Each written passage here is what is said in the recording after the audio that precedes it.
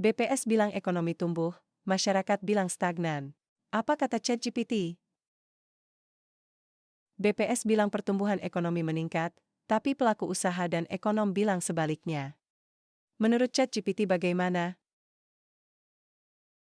Angka yang memunculkan kontroversi adalah pertumbuhan ekonomi atau PDB kuartal 2 2025 yang plus 5,12%, naik dari plus 4,87% di kuartal 1 2025.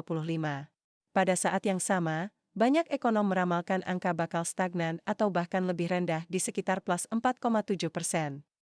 Mengapa para ekonom meramal melambat?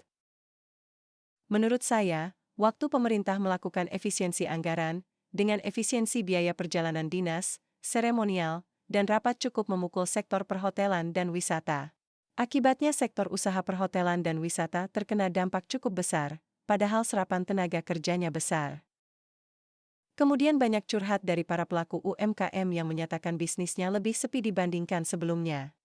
Ditambah dengan dari 4 perbankan besar Indonesia, hanya BBCA yang mencatatkan pertumbuhan laba, sementara 3 lainnya masih stagnan atau turun sehingga menguatkan persepsi itu.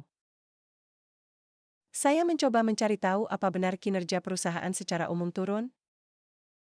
Headline Kontan 4 Agustus 2025 melaporkan bahwa setengah dari penghuni LQ45 melaporkan penurunan laba bersih. Tapi, ada tapinya nih. Berdasarkan pengumuman OJK pada tanggal yang sama, per akhir Juli 2025, 800 perusahaan menyampaikan laporan keuangan. 74% atau 592 cetak laba bersih. 53% atau 424 laba bersih naik. Kenaikan agregat laba bersih 21,2%. Apa artinya? Hampir setengah dari emiten TBK tambah untung. Anggap angka di atas juga mencerminkan UMKM Indonesia dari mikro sampai menengah, berarti sekitar setengah untung lebih banyak dibandingkan tahun lalu. 3/4 masih untung.